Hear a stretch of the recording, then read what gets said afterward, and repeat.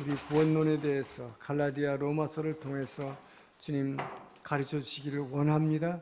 우리가 예수를 믿고 구원받았지만 어떻게 살아서 주님이 원하시는 그 구원을 성취해낼 수 있는지 오늘도 말씀하여 주시옵소서. 감사하며 예수님 이름으로 기도합니다. 아멘. 할렐루야. 성경은 전부 66권이죠. 성경 66권이 지금은 이제 책으로 되어 있지만 원래는 이 두루마리로 이렇게 써 있었어요. 그죠? 두루마리가 66개가 있다. 그런데 홍수가 나서 이게 막 떠내려가기 시작한다. 그럼 여러분 66권 중에서 66개 두루마리가 지금 막 떠나가고 있어요. 어떤 걸 집겠습니까? 그 중에서 하나만 집어야 돼. 우리 고 하용조 목사님이 늘 예화로 들던 말씀이에요. 성경 66권이 이렇게 홍수에 떠내려갈 때 하나를 꼭 집어야 된다면 로마서다. 그래서 우리 신약에는 신약 27권이고 또 신약은 지난번에 구조를 봤지만 우리가 신약은 역사서가 5권밖에 없다고 그랬죠. 4개의 복음서와 사도행전. 그러니까 예수님이 이 땅에 오셔서 사역하시고 십자가에 죽으시고 부활하신 데까지 복음서고, 그 외에 지난주에 봤던 사도행전은 성령을 보내주셔서 성령에 의해서 사도들이 나가서 말씀을 전하는 이야기. 그래서 사도 바울이 로마에 도착하는 걸로 끝난다고 그랬죠. 이게 역사서입니다. 그런데 신약은 그렇기 때문에 역사서는 얼마 안 되고 편지가 훨씬 많다는 걸 알 수 있습니다. 편지가 22권이나 되는데 서신서라고 그러죠. 이 서신서 22권을 우리가 일일이 다 보기가 시간이 많이 가기 때문에 서신서의 핵심인 갈라디아 로마서를 보려고 하는 것입니다. 그래서 이 갈라디아서와 로마서를 여러분이 분명히 이해하면 서신서 22권을 다 이해하는 것은 물론이고 성경 전체가 이해가 되는 거예요. 이게 성경 전체를 통틀어서 아울러서 신구약을 설명하고 있는 것이 갈라디아 로마서입니다. 그래서 이 구원론에 대해서 로마서가 가장 귀하지만 특별히 또 갈라디아서를 하는 이유는 이 구약의 율법과 이 예수님에 의한 복음과의 관계를 가장 잘 설명해 주고 있기 때문에 어떻게 해서 율법 시대에서 은혜 시대, 성령 시대로 넘어가는가. 그래서 그 관계에 있어서 우리 크리스찬들은 어떻게 말씀을 그러니까 구약의 십계명과 율법과 또 우리가 예수님의 복음 이 관계 사이에서 우리는 어떻게 행동하고 어떻게 살아야 하는가, 이것을 가르쳐주고 있기 때문입니다. 그래서 오늘 갈라디아서, 로마서를 통해서 서신서를 전체를 종합한다라고 생각하시면 되겠습니다. 먼저 갈라디아서예요. 먼저 1장을 말씀드리면, 그래서 오늘 이 서신서에서 이 갈라디아 로마서를 이제 요약하고 그 다음에 다음 주에 마지막 성경의 서한서의 마지막 서신서이면서 또 성경 전체의 결론인 요한계시록, 다음 주에는 요한계시록을 집중적으로 다룰 것입니다. 그렇게 함으로써 다음 주로 우리 이제 전반기 여성 예배 우리 성경의 맥을 일단 강의를 끝내고자 합니다. 그래서 여름 8월 한 달 5주 될 거예요. 그러니까 7월 마지막 주일하고 8월 한 5주 쉰 다음에 9월 초부터 다시 개강하면 9월 초부터는 이 성막에 대해서 좀 공부를 하려고 합니다. 그래서 성막과 예수님과의 관계, 그걸 통해서 우리의 신앙을 다시 한번 정리하는 그런 시간을 이제 후반기에 가지려고 합니다. 그래서 오늘은 갈라디아 로마서인데요. 먼저 갈라디아서. 자, 갈라디아서에서 여러분 자료를 보시고, 오늘은 이 컴퓨터를 사용 안 할 거예요. 자료 중심으로 얘기할 것입니다. 자, 갈라디아서, 지금 갈라디아 로마서 다 저자는 바울이죠. 바울이 쓴 얘기입니다. 바울이 어떤 사람인가? 바울은 길리기아 다소 출신의 유대인이다. 길리기아라는 것은 오늘날로 말하면 시리아예요. 시리아와 터키의 국경 정도 있는 곳인데, 다소라는 출신이지만 기본적으로는 유대인이고 또 국적은 로마 시민권을 가지고 있는 사람이었죠. 그런데 이 사람은 당대의 대단한 율법학자였습니다. 바리새인의 율법학자였고, 그렇기 때문에 구약의 율법을 아주 정통한 사람이죠. 그리고 동시에 굉장한 권력을 가지고 있던 사람입니다. 당시 산헤드린 공회원이었기 때문에 오늘날은 국회의원이었죠. 근데 이 사람이 워낙 하나님에 대한 열심이 있었고 하나님을 사랑했는데 아직 예수 그리스도를 몰랐던 거죠. 그렇기 때문에 하나님께서는 이 사람을 변화시키기로 하나님 계획하신 거지. 그래서 이 바울의 회심이라고 하는 것은, 바울이 변화된 것은 자신이 변하려고 한 게 아니라 하나님이 그냥 부르신 거죠. 강권적으로 부르신 것이죠. 왜 하나님을 그 사랑하는 열심이 있지만 방향을 알지 못하는 게 어떻게 사랑해야 되는지. 그래서 예수 믿는 사람들을 박해했을 뿐만 아니라 초대교회의 7 집사로 세워진 스데반이 바로 산헤드린 공회당 앞에서 예수 그리스도의 복음을 전할 때 그를 돌로 쳐서 죽이는 스데반 순교의 아주 결정적인 주동자 역할을 하는 것이 사울이죠. 당시 이름이 사울로 불렸던 바울이죠. 그래서 스데반을 돌로 쳐서 때려 죽이고 자기가 직접 나서서 증인이 되겠다라고 했던 사람이죠. 이런 사람을 여러분 잘 아는 대로 다메섹으로 바로 이 산헤드린 공회에서 시리아에 있는 다마스코 시리아 수도에 예수 믿는 자들을 결박해서 체포하기 위해서 가다가 가는 길에 부활하신 주님을 만나게 되는 거죠. 잘 아시는 대로 말을 타고 가고 있는데 이 대낮인데 햇빛보다 더 밝은 빛이 강렬하게 비쳐서 눈이 멀어가지고 말에서 떨어뜨리죠, 그죠? 그랬을 때 주님께서 사울아 사울아 내가 어찌하여 나를 핍박하느냐 그렇게 물으셨죠. 주여 누이시오니까 보이지 않으니까요. 눈이 멀었죠. 떨어졌어요. 누이십니까? 나는 네가 핍박하는 예수다. 자, 그때 이 빛이 대낮인데 이 햇빛보다 더 밝은 빛, 이 부활하신 주님의 빛을 의해서 이 사람은 눈이 멀었지만 주님께 음성을 들은 것이죠. 그래서 너는 집가라고 하는 거리로 들어. 집가, 스트레이트, 똑바로 된 길이다라는 길 이름이에요. 걸로 가면 아나니아라고 하는 사람이 기도하는 사람인데 그 사람한테 가라. 그 사람이 네가 앞으로 무슨 일이 해야 될지 가르쳐 줄 것이다. 자, 그래서 결국 아나니아가 안수했을 때 눈에서 비늘 같은 게 벗어지면서 완전히 거듭 새로 태어나는 과거의 사울에서 그야말로 바울로, 바울이라고 하는 것은 당시 그리스어로 보내심을 받은 자라는 뜻이에요. 보내심을 받은 자로 변화된 것이죠. 자, 그래서 이 바울의 회심을 우리는 잘 알고 있습니다만 이 사람이 다메섹으로 가는 도중에 이렇게 부활하신 예수님을 만났지만, 자, 여러분, 예수님을 만나서 변화됐고 예수님이 분명히 자기에게 사명을 주셨습니다. 그래서 아나니아가 안수하면서 너는 이방인을 비추는 빛이 될 것이다 라고 예언해 줬습니다. 바로 주님이 그렇게 말씀하셨잖아요. 그가 네가 앞으로 해야 할 일을 알려줄 것이다. 그런데 자기가 해야 할 일이 뭡니까? 이방인을 비춘 이방인의 전도다. 그 사명을 받은 거죠. 그런 사명을 받았지만 그렇다고 여러분 자기가 예수님 만났어요. 굉장히 기뻤지만 자기가 바로 제일 먼저 누구한테 가고 싶었을까요, 여러분?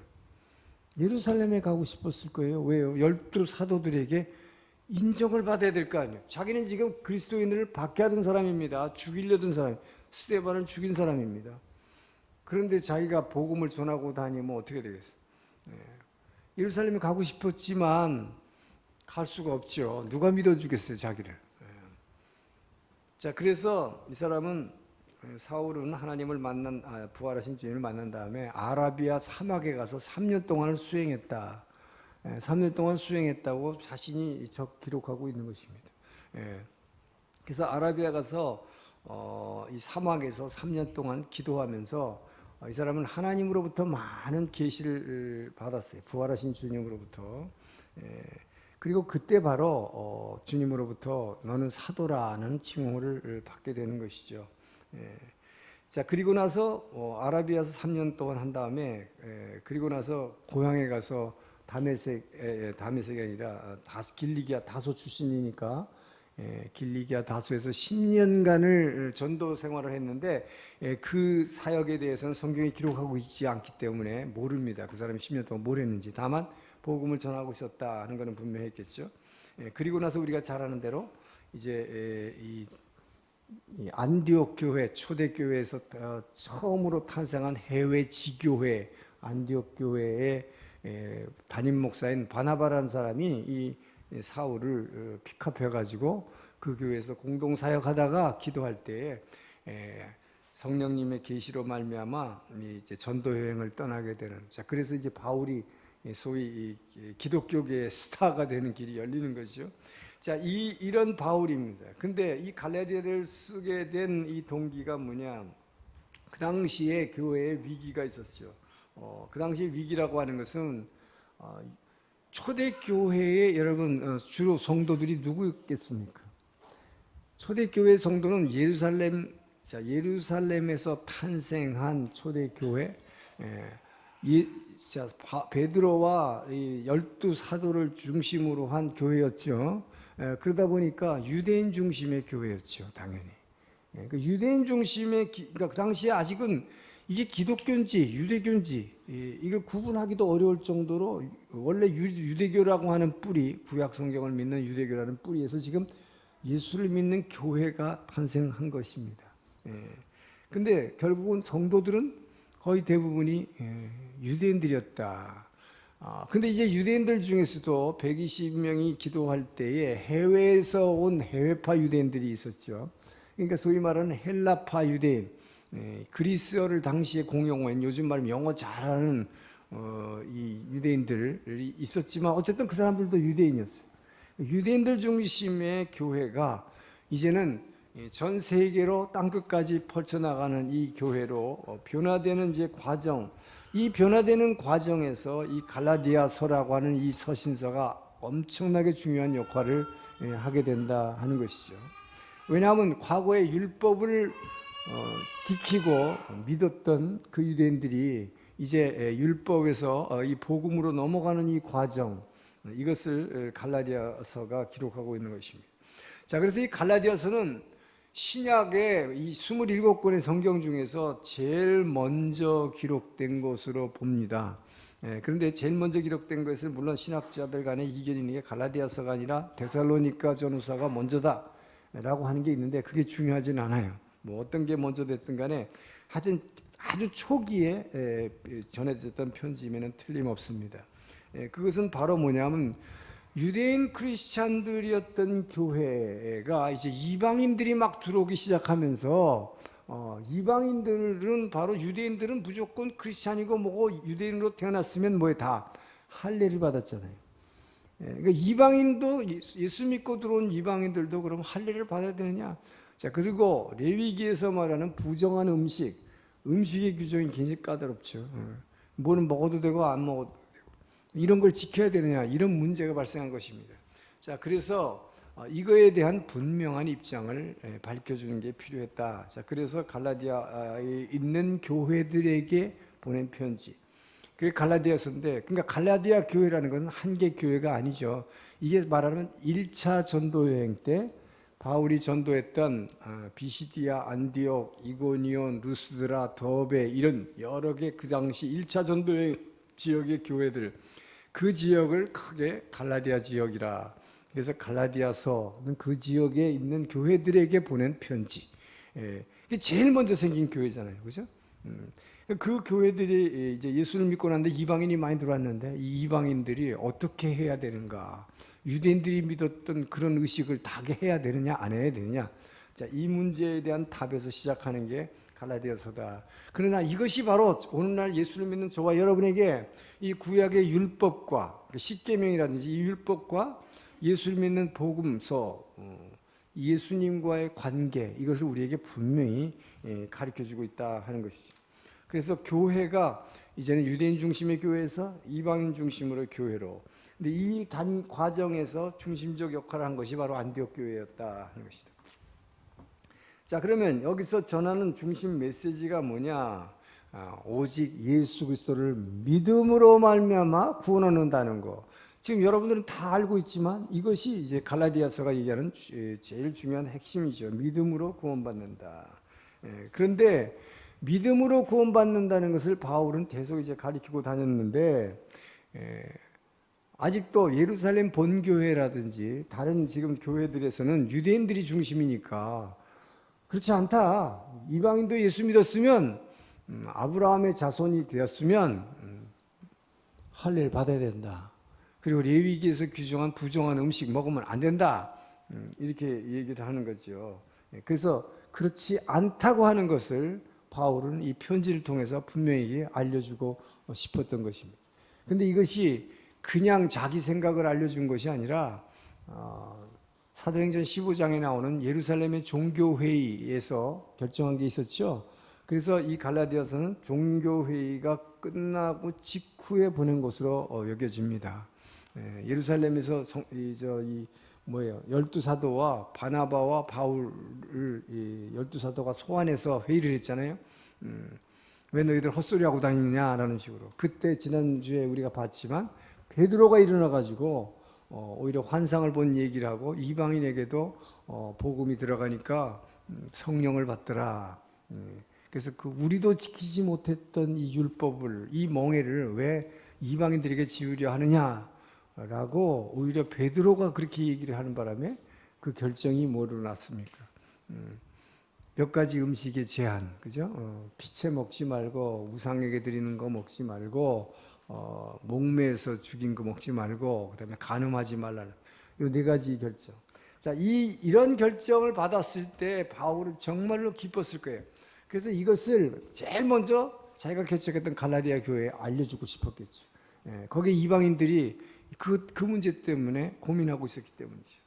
자, 그래서 이 갈라디아의 배경이 지금 이렇게 나오는 거고요. 갈라디아서. 자, 갈라디아서의 구조를 보면 갈라디아서는 아주 짧아요. 6장으로 되어 있습니다.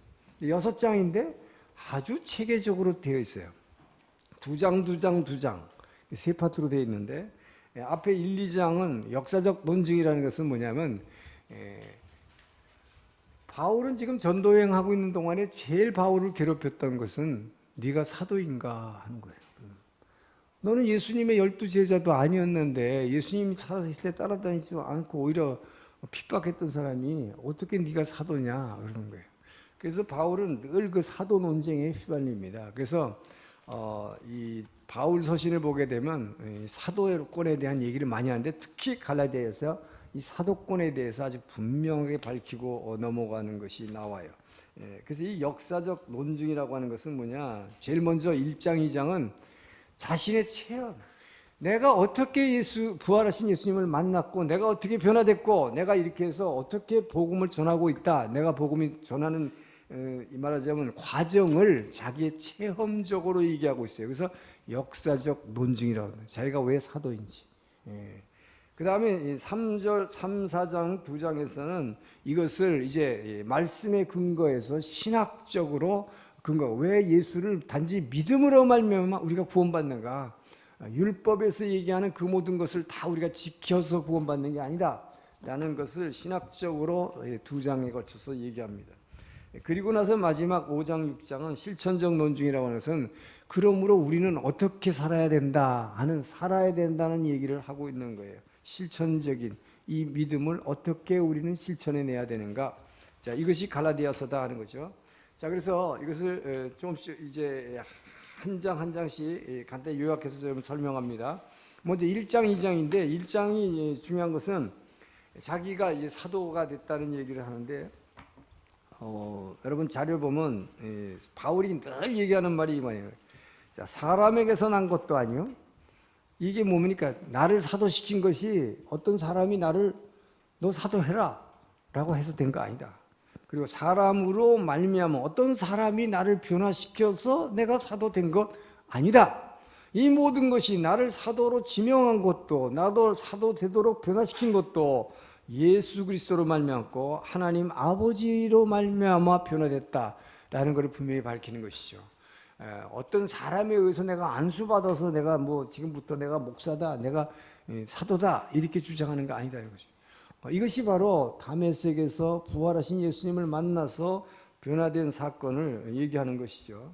자, 그래서 자신의 가르침, 자신이 사도된 것도 예수님께서부터 배운 것이고 예수님이 자기를 변화시킨 것뿐만 아니라 내가 전하는 복음, 이것도 내가 누구한테 가서 배운 거 아니다. 사람한테 가서 여러분 같이 이렇게 성경 공부해서 배운 거 아니다는 것이죠. 이게 뭐예요?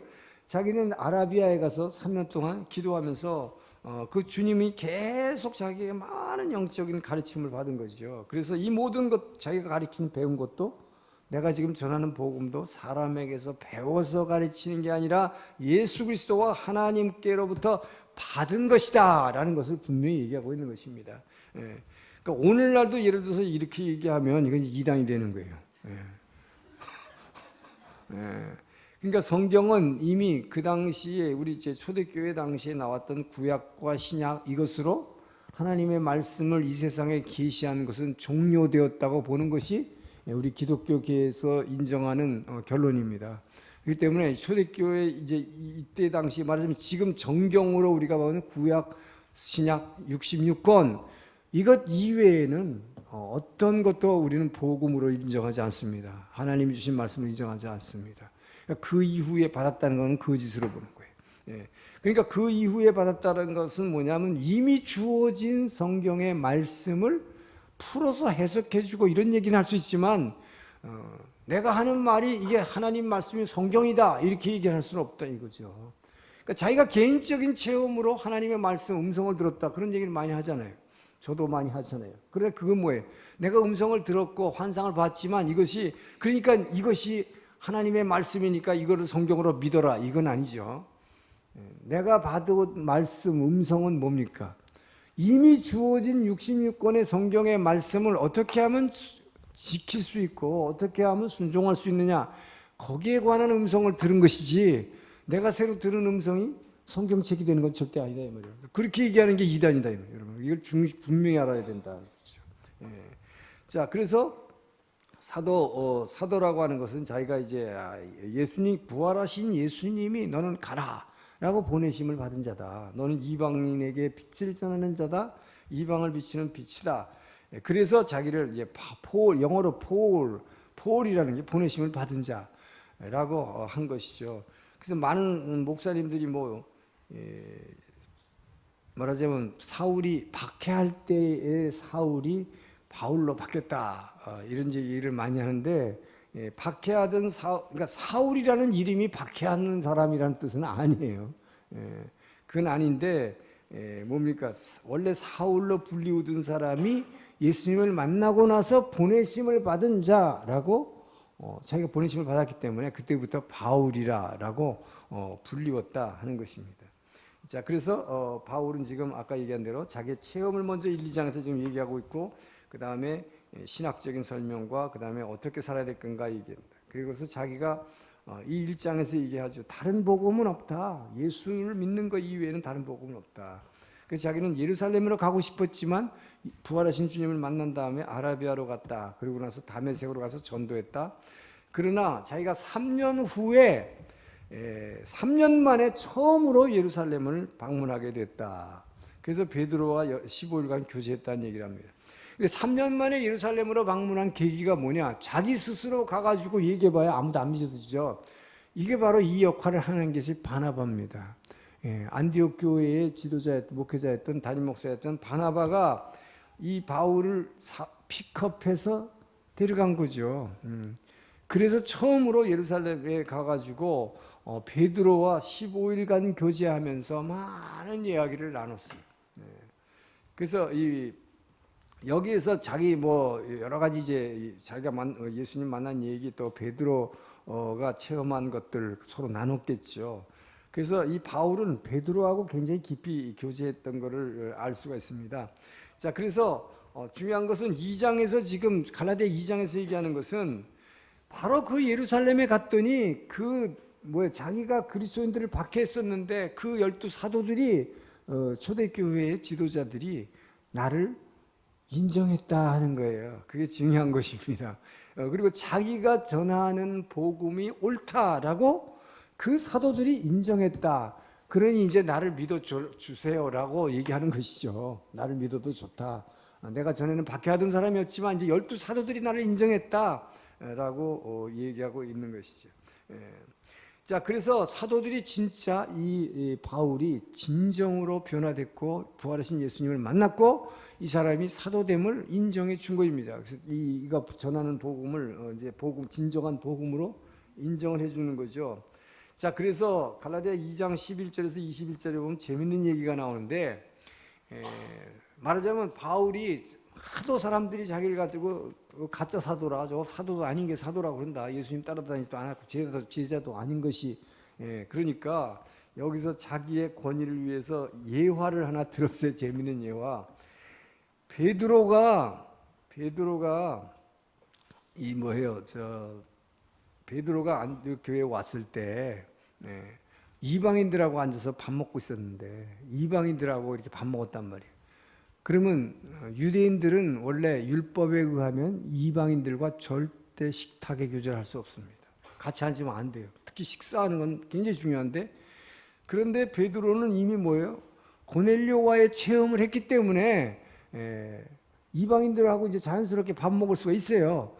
그럼에도 불구하고 바울이 자기가 그 방으로 싹 들어가니까, 바울 유대인이잖아요, 바울도. 그러니까 베드로가 외식을 했다. 뭐 밖에 나가서 밥 먹은 게 아니라 척했다 하는 거죠. 어떻게 척을 했어요? 자기가 여기서 같이 이방인들하고 밥 먹지 않은 척했다. 자기가 여기서 잠깐 앉아서 내가 얘기하는 척하고 팍 일어나서 나가버리는 거예요. 걸린 거지, 딱 걸린 거지. 그래가지고 막 야단치는 거예요. 자, 이게 보세요. 바울이 베드로한테 야단 맞아야 될 입장이죠. 베드로는 대단한 사도잖아요. 예수님이 직접 제일 수제자였고. 그런데 바울이 베드로를 야단치는. 근데 베드로가 꼼짝없이 당하는 거예요. 왜? 진짜 자기가 외식했습니다. 이미 이방인에게도 똑같이 말씀을 전하면 성령이 임하고 우리하고 똑같이 하나님의 자녀가 된다는 걸 알고 있음에도 불구하고 유대인이라는 그 굴레 때문에 베드로도 아직 그걸 못 벗어난 거죠. 그러니까 같은 유대인이 들어오니까 얼른 그냥 자리를 피해서 아닌 것처럼 하니까 막 야단치는 장면이, 여러분 갈라디아서 읽어보세요. 여기 보면 야단쳐, 막 야단. 네가 어떻게 그러면서 교회 지도자라고 할 수 있느냐. 교회 지도자가 어찌하여 그렇게 아직도 율법에 묶여가지고 그런 가식을 하느냐고 막 야단칠 때 베드로가 자기 잘못을 분명히 인정하는 장면이 나와요. 그래서 자, 이걸 보라. 나를 더 이상 나한테 사도 논쟁하지 말라, 이 얘기죠. 베드로도 인정했을 뿐만 아니라 자기가 야단친 사람이다, 이거죠. 자, 그렇게 해놓고 그 유명한 갈라디아 2장 20절에 고백을 하는 거예요. 그게 뭡니까? 내가 그리스도와 함께 십자가에 못 박혔나니 그런즉 이제 내가 산 것 아니요, 이제 사울이라는 기독교를 박해하던 그 사람은 이미 죽었다, 이 얘기예요. 이제 나는 완전히 새로 태어난 사람이다. 예전에 알던 그 사울로 나를 생각하지 말라. 나는 그리스도와 함께 십자가에 못 박혀서 진짜 죽었다. 나의 옛사람은 완전히 없어졌다. 자, 그게 뭡니까? 그리스도와 함께 십자가에 못 박혔니 그런즉 이제 내가 산 것 아니요 오직 내 안에 그리스도께서 사신 것이라. 할렐루야. 이제 내 안에 사는 것이 그리스도다. 그래서 나는 그 그리스도 때문에 사실은 빨리 나는 그분에게 가고 싶지만, 그러나 지금도 내가 육체를 가지고 이렇게 육체 가운데 살아갈 수밖에 없는 이유가 있다. 그건 뭐냐? 나를 사랑하사 자기 목숨 버리신 예수 위에 사는 것이다, 선포하는 거죠. 내가 살아가는 목적 딱 하나다. 이제 나를 위해서 자신을 버리신 그분을 위해서 살기 위해서, 나는 솔직히 말하면 나는 지금 이렇게 몸 갖고 살고 싶지 않아. 그냥 그분께 바로 지금 그 하늘나라 가고 싶은 사람이다. 더 이상 이 세상에 대한 아무런 나는 욕심도 없다. 그러나 내가 지금 살아야 되는 것은 그분을 위해서 해야 될 일이 있기 때문에, 내 안에 사시는 그분이 나를 하여금 시키는 일이 있기 때문에 그분을 위해서 사는 것이다. 저는 여러분 이 고백이 여러분의 고백이 되길 주의 이름 축원합니다. 그래서 정말 예수님을 주인으로 섬기는 사람은 그래서 주를 위해서 사는 거예요. 여러분 하루하루가 여러분 자식 새끼 보고 살지 마세요. 제발. 저것 때문에 내가 산다고. 그거 아니에요. 내 안에 계신 주님 위해서 살기를 주님 축원합니다. 자, 바울이 그래서 이 고백을 한 다음에 그리스도와 율법 중에 하나를 선택해야 된다는 것이죠. 예. 자, 그래서 이 자기의 제자인 디모데와 디도는 디모데 전후서, 그래서 디모데에게 보낸 편지예요. 디도서도 있죠. 자, 이 두 제자가 바울의 아주 수제자인데, 디모데는 원래 이 출신 유대인이에요. 그 할머니, 외할머니 다 유대인이라고 나옵니다. 유대인들은요, 모계가 유대인이어야 돼요. 엄마가 유대인이어야 그 아이를 유대인으로 칩니다. 아버지를 따라가잖아요. 모계를 따라가요. 히틀러가 죽일 때도 그 모계를 보고 유대인이다 아니다를 구별했습니다. 자, 그래서 어머니와 외할머니가 유대인이었기 때문에 여기는 할례를 시켰어요. 기독교인이지만, 크리스찬이지만, 왜 유대인은 할례를 받아야 된다. 왜 그것이 할례를 받을 필요는 없지만 다른 사람들에게 오해받지 않게 하려고 하는 거예요. 그렇지만 원래 그리스인 이방인이었던 디도가 수제자가 됐을 때는 할례를 너는 절대 받지 말라고 그랬어요. 오히려 할례를 받음으로써 오해를 받을 수 있다. 오히려. 그러니까 예수를 믿어도 할례 받아야 된다. 이렇게 되면 율법에 묶이는 것이다라는 거죠. 율법의 자유함을 얘기하는 것이죠. 자, 그래서 1장, 2장에서는 지금 바울이 자기가 변화되는 과정을 지금 체험적으로 설명한 거, 경험적 논증이라고 얘기해요. 그리고 나서 이제 3장, 4장에서는 바울이 이제 신학적인, 그러니까 성경의 기초에서 이 갈라디아서를 통해서 우리에게 구원이 뭐라고 하는 것을 분명히 얘기하면서 율법과 바로 예수 그리스도와의 관계를 여기서 아주 분명하게 얘기합니다. 이것이 갈라디아서의 핵심이에요. 제일 중요한 거예요. 갈라디아서가 아니면 이걸 이해를 못해요. 율법과 그리스도와의 관계입니다. 자, 그래서 율법과 그리스도의 관계에서 이 3장 1절에서 뭐냐면 갈라디아 사람들이 이제 예수를 믿게 됐지만 이것이 율법의 행위를 그들이 율법을 잘 지켜서 구원받은 것이 아니라 그들이 결국 내가 1차 전도여행 때 전했던 그리스도, 예수가 하나님이다. 십자가에 죽으시고 살아나신 분이 하나님이다. 그걸 전했는데 그분을 믿음으로 말미암아 그 갈라디아 성도들이 하나님의 자녀가 된 것이다 라는 걸 먼저 분명히 얘기합니다. 그러니까 율법의 행위로서 구원받는 것이 아니다. 그래서 인간을 의롭게 하는 방법은 오직 믿음 하나다. 예수를 믿는 믿음 하나다. 그러니까 하나님이 행하시는 것을 우리는 믿음으로, 하나님이 그 아들을 십자가에 죽으시고 부활하시고 한 일을, 하나님이 선한 행위를 한 것을 우리는 아멘, 하나님이 하신 것을 믿습니다. 그 하나님의 아들 예수가 내 안에 와서 내 주인 된 것을 믿습니다 라고 하는 것이 구원이지, 내가 좋은 일을 했으니까 구원받는 건 절대 아니다 이 말이에요. 그러니까 율법을 지켰기 때문에 구원받는 게 아니라 우리는 결국 율법을 지킬 수 없고 늘 죄짓는 존재지만, 그렇기 때문에 하나님은 인간의 연약함을 아시고 우리는 율법을 지켜낼 수 없는 존재다. 그래서 그분이 하신 것을 우리는 단지 믿음으로 고백할 때 구원받는 것이다. 할렐루야. 자, 이것이 믿음으로 말미암은 구원이게 율법과 그리스도의 관계를 아주 분명하게 여기서 짚어주는 것입니다. 그래서 우리는 어떤 일을 행해서 구원받을 수는 없다. 오직 그리스도를 믿는 것이다. 그리스도를 믿는다는 게 뭐예요? 결국 하나님이 하신 거를 우리는 그렇습니다, 옳습니다. 하나님이 나를 위해서 죽으시고 부활하셨고 나를 위해서 성령으로 내 안에 오셔서 나의 주인이 되셨고 내 생각과 이제 감정을 변화시켜 나가는 이 모든 것 주님이 하시는 것입니다. 주인이 바뀌었다는 걸 고백하는 거예요. 지금까지 내가 살아왔지만, 율법에서는 뭐예요? 구약의 율법은 내가 지키는 거였잖아요. 근데 나는 지킬 수 없는 것이죠. 이것이 주인이 바뀌었다라는 것을 가장 중요한 것으로 고백하는 것이다. 내 주인이 바뀌었다. 이것이 믿음이다 하는 것이. 믿음이라는 것은 내 인생의 주인이 바뀌는 것이다. 하나님이 하시는 것을 우리는 믿음으로 구원받는 것이, 내가 뭔가를 해서 좋은 걸 해서 구원받는 것은 불가능하다라는 얘기를 하고 있는 것입니다. 자, 그래서 여기서 갈라디아 3장에서 중요한 것은 예수를 믿음으로 의롭게 된 자. 자, 예수를 믿으면 죄인에서 의롭다, 의인이라고 그러는데, 이렇게 예수를 믿음으로 의롭게 된 자는 다 아브라함의 영적 자손이 된다.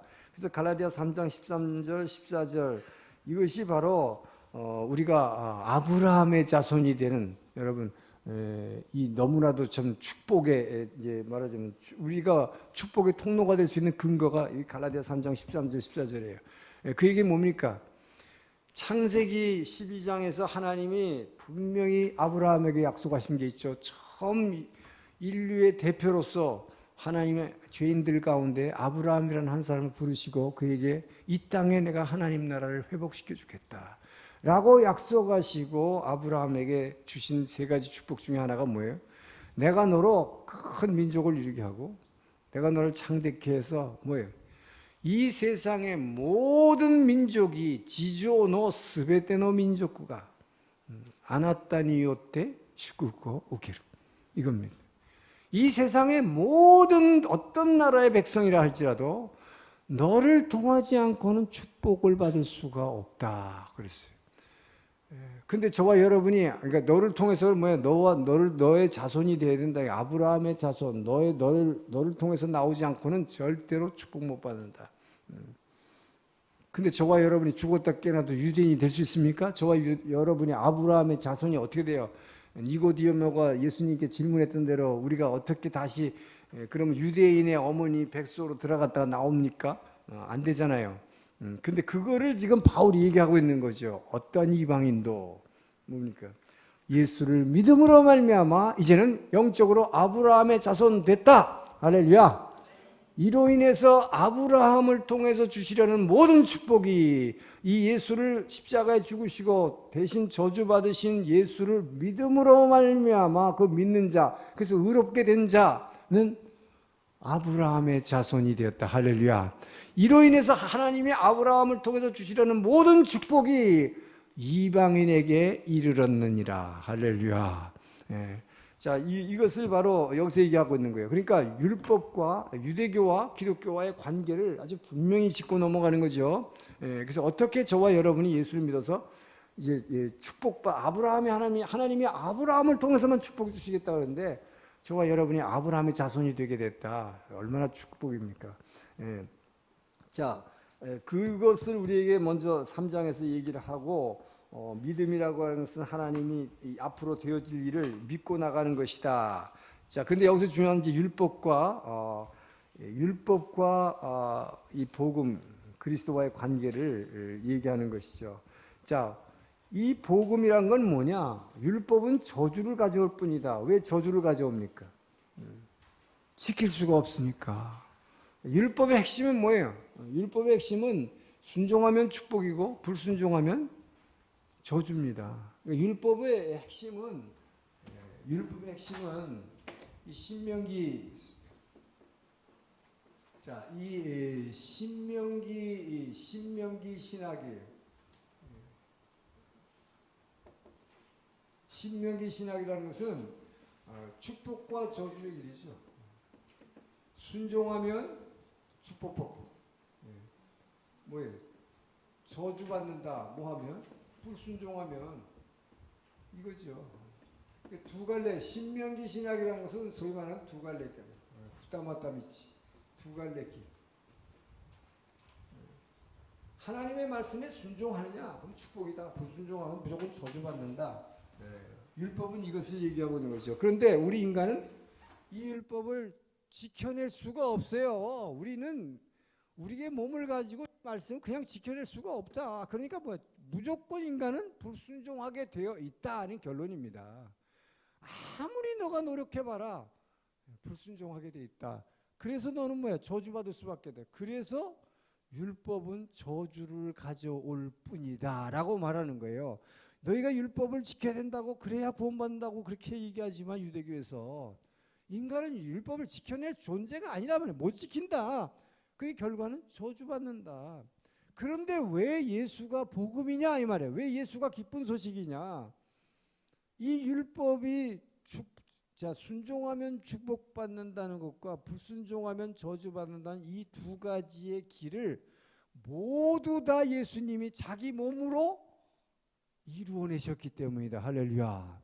자, 예수님은 그렇기 때문에 정말 하나님의 말씀에 100% 죽기까지 순종함으로 모든 축복을 우리에게 주셨을 뿐만 아니라 우리에게 더 중요한 축복이 뭐예요? 우리가 불순종해서 우리가 받아야 할 저주를 그분이 이 저주를 대신 몸으로 십자가에서 다 받아내고 죽었다.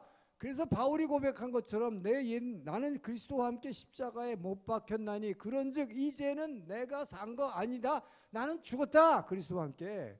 우리의 죄, 우리는 저주받을 죄인인데 이 저주받을 죄인은 그리스도와 함께 십자가에 죽었다 하는 겁니다. 그렇기 때문에 우리는 죽었기 때문에 죽었는데 다만 뭐예요? 죽었는데 그분이 부활하실 때 저와 여러분을 함께 일으키사. 이게 에베소 2장 6절 말씀 아니에요.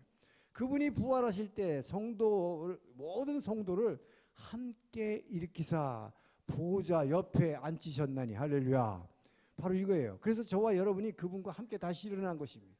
자, 그래서 이분은 순종함으로 축복을 이루셨고 불순종을 하면은 저주받는다는 이 두 갈래 길의 모든 성경의 약속을 자기의 몸으로 다 성취해내신 분이다.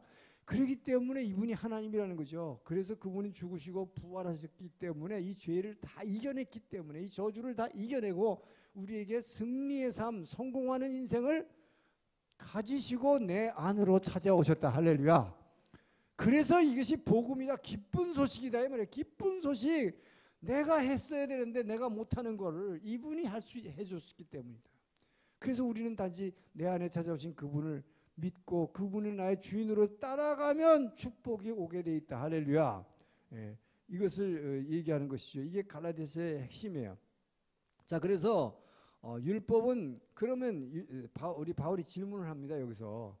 그러면 율법이 죄냐? 그랬어요. 율법이 죄냐? 율법은 저주를 가져올 뿐이다. 그럼 율법이 죄냐? 그 율법 뭐하러 줬냐? 그 말이에요. 근데 율법은 절대 죄가 아니다. 뭐냐? 율법은 죄를 깨닫게 하는 것이다. 이게 굉장히 중요한 거예요. 율법은 그렇기 때문에 여러분 예수 믿는다고 해서 구약의 율법은 필요 없습니다. 그렇게 얘기하면 안 된다 이거예요. 율법은 필요하다. 왜? 율법이 십계명이 있어야 우리가 이렇게 하면 죄가 뭔지를 안다 이 말이에요. 여러분. 그게 뭐예요? 하나님만을 사랑하지 않고 다른 것 섬기면 우상숭배다. 간음하면 죄다. 도적질하면 죄다. 살인하면 안 된다. 이게 뭐예요, 여러분? 죄를 깨닫게 하는 거죠. 그렇기 때문에 율법을 부인하면 절대 안 된다. 율법이 필요 없는 게 아니에요. 율법은 필요하다. 근데 우리는 지킬 수 없지만 나는 지킬 수 없지만 그리스도가 다 지켰다. 할렐루야. 그래서 그분을 내 안에 모시고 그분이 하라는 대로 난 그분의 말씀대로 따라갈 때 순종할 때 모든 축복이 주어진다는 얘기하고 있어요. 그래서 율법은 죄를 깨닫게 하는 것이고 그래서 율법을 갈라디아서에 뭐라 하면 초등학교 교사라고 그랬어요.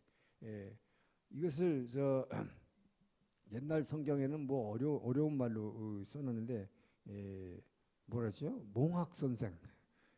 몽학선생이라는 말을 써서요. 몽학선. 옛날에 계몽 활동한다 할 때 그 계몽.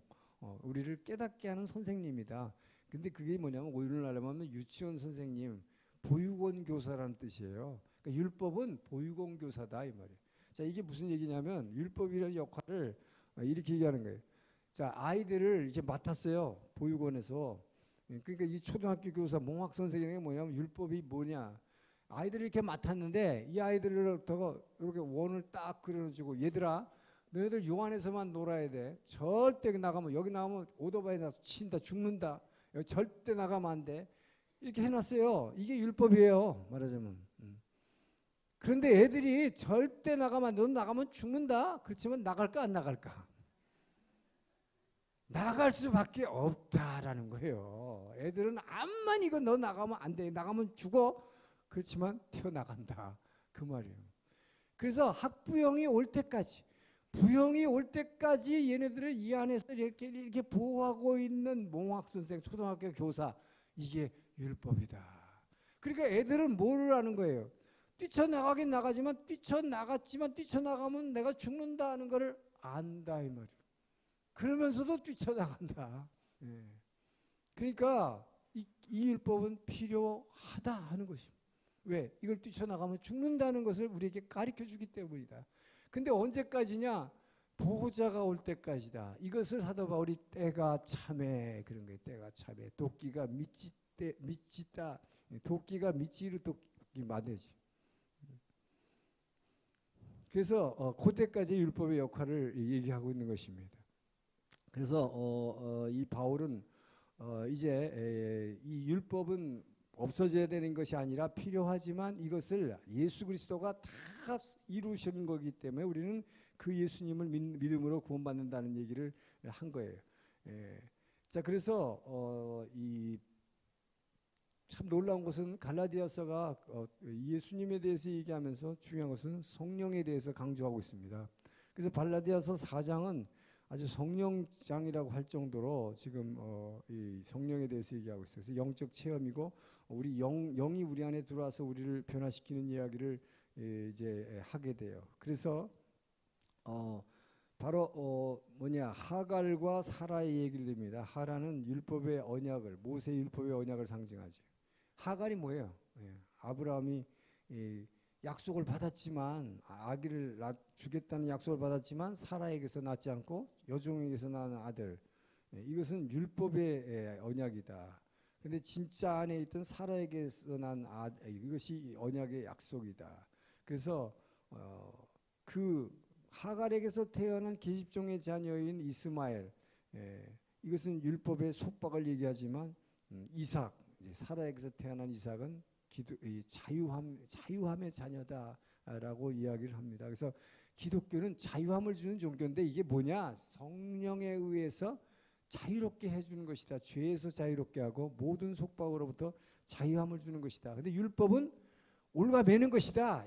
자꾸 정죄하는 것이죠. 이렇게 하면 안 돼. 이렇게 하면 뭐 하지 말라 하는데 기독교는 그 말라라고 하는 것을 우리는 못하기 때문에 못 지켜내기 때문에 그리스도가 대신 죽으시고 부활하신 그 영이 우리 안에 들어와서 우리를 자유롭게 해준다라고 이야기하는 것입니다.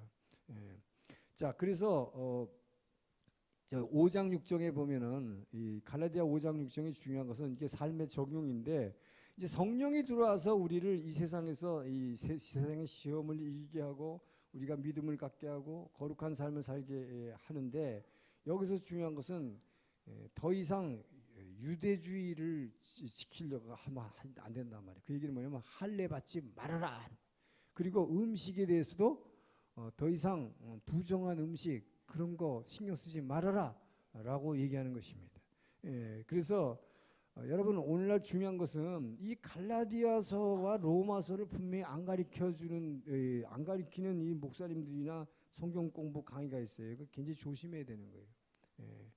그래서 성경의 가장 핵심은 신약의 핵심은 갈라디아서 로마서인데 이거를 아직도 예수 믿으면서 성경 공부를 가르치면서 먹는 거 레위기에서 나오는 거 먹는 거 예를 들면 뭐지 껍데기 있는 거 그 뭐예요? 저 껍데기 있는 거 뭐죠?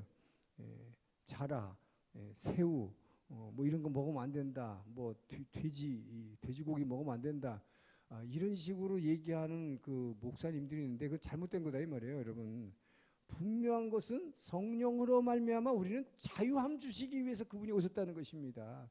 우리가 아직도 뭐를 해야 되고 이걸 먹으면 안 되고 먹어야 된다 이렇게 얘기하면 안 된다 이 말이에요. 그러니까 우리가 그런 걸 지키려고 하는 것이 아니라 이미 성령 예수께서 다 그것을 이기시고 그래서 우리에게 승리한 영으로 찾아와 주셨으니 너희는 그냥 감사하고 모든 거 다 먹어라. 바울은 지금 계속해서 그 얘기를 해요. 이 갈라디아서뿐만 아니라 로마서에서도 다른 성경에서도 그렇기 때문에 음식에 대해서 이 당시 계속 초대교회 당시에 예수를 믿어도 그래도 유대인의 그 율법을 지켜야 된다. 할례는 꼭 받아야 된다. 이게 늘 논란이었기 때문에 바울이 확실하게 얘기하는 것입니다. 여러분 그렇게 가리키는데 저기 하면 안 돼요. 예를 들어서 어떤 분은 지금 한국에서도 유명한 목사님이서 성경 공부하는 근데 이 양반은 성경 66권 중에서 거꾸로 얘기하는 거예요. 한 목사님. 딱 하나 없어져야 될 게 있는데 로마서입니다. 그래. 믿음으로 말미암아 구원받는다고 그래가지고 오늘날 교인들이 그냥 아멘 믿습니다만 하지 실제로는 거룩한 삶을 살려고 하지 않나요?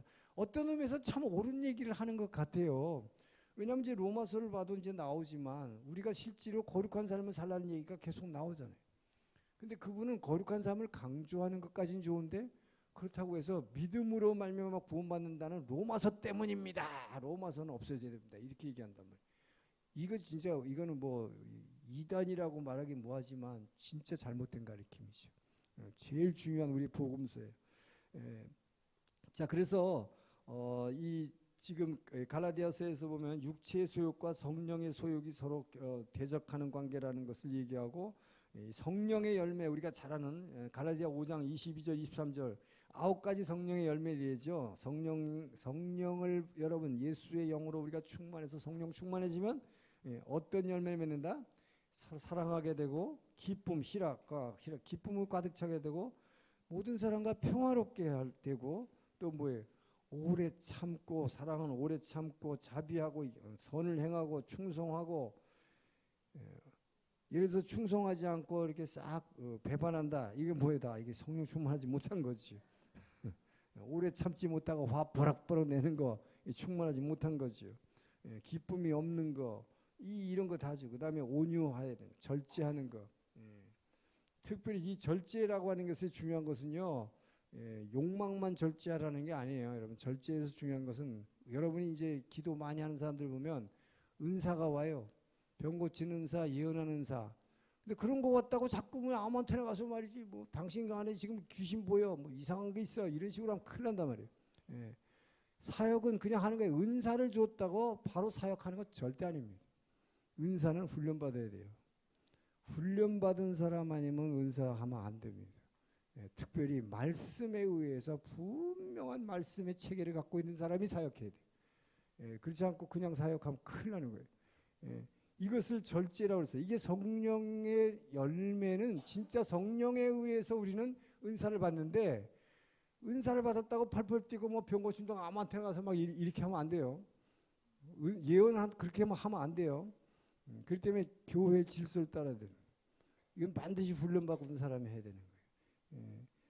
그래서 이 절제라는 것도 마찬가지. 그러니까 이 성령의 열매를 맺으라 그랬어요. 그러니까 성령이 우리 안에 오셨으면 이걸 통해서 결과적으로 여러분의 삶이 뭡니까? 이런 것을 가지고 나타내는 자가 되어야 된다라고 얘기하는 것이죠.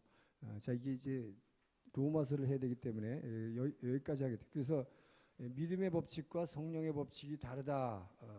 아니 믿음의 법칙과 성령의 법칙이 다르다는 게 아니라 우리는 믿음의 법칙으로 시작해서 성령의 법칙으로 나가서 그러니까 믿음의 법칙이란 뭐예요? 우리가 예수를 믿음으로 내가 하는 행위가 아니라 하나님이 하신 것을 믿음으로 먼저 그분의 자녀가 된다. 바른 관계가 된다. 이 믿음의 법칙입니다.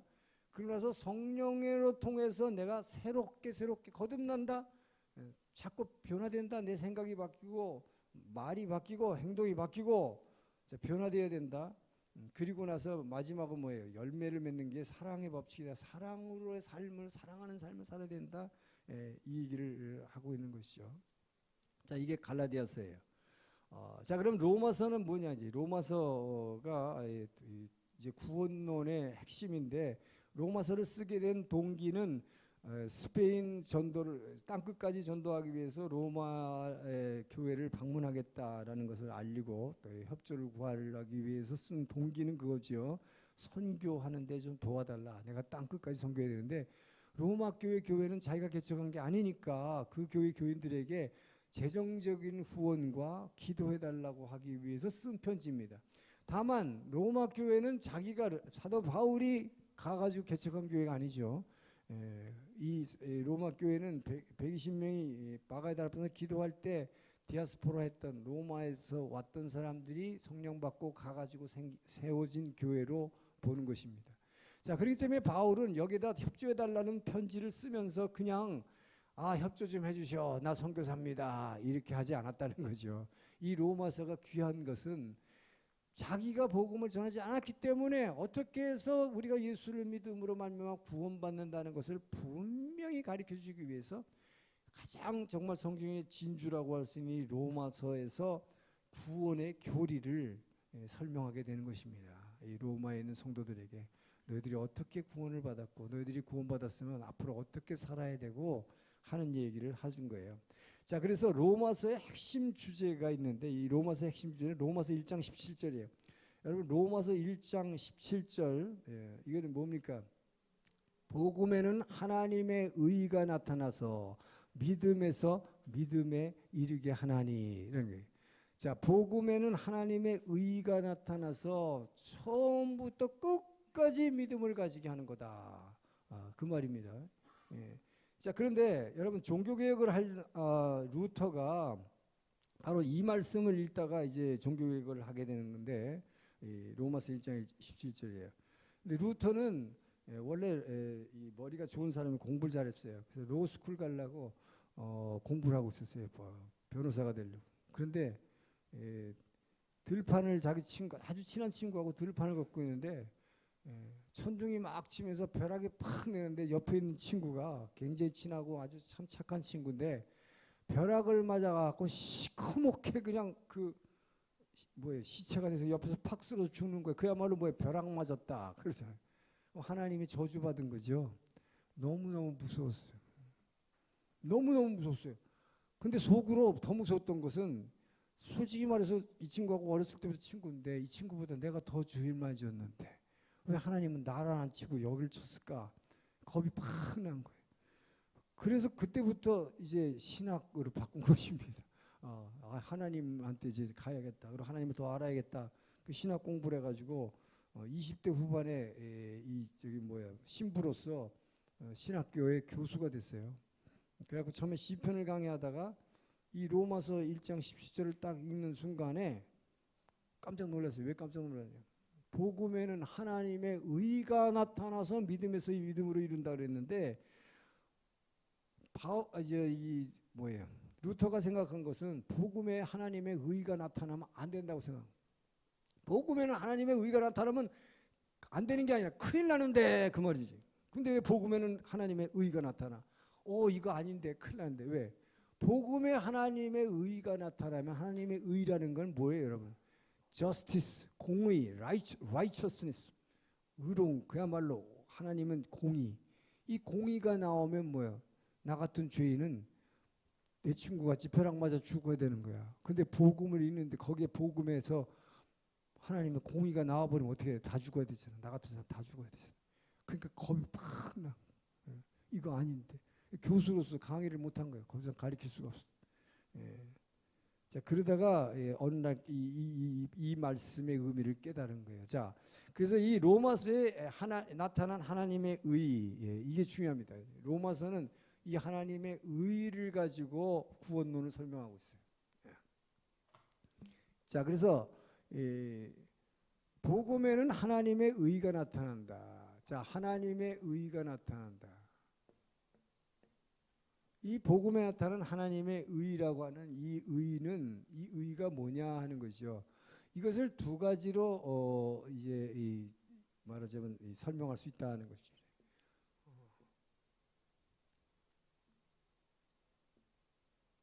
여러분 지금 제가 따라준 자료에 이 가운데 이걸 옛날에 찍을 때 제가 이렇게 선을 긋는 걸 못 꺼가지고 이렇게 묶었어요. 가운데 선을 꺼야 돼 이게. 그래서 이 하나님의 의라고 하는 것에 대해서 지금 먼저 이제 신학적인 설명과 여기는 적용하는 거예요. 적용. 이것을 우리의 삶에 적용하는 건데 말하자면 로마서에 나타난 하나님의 의입니다.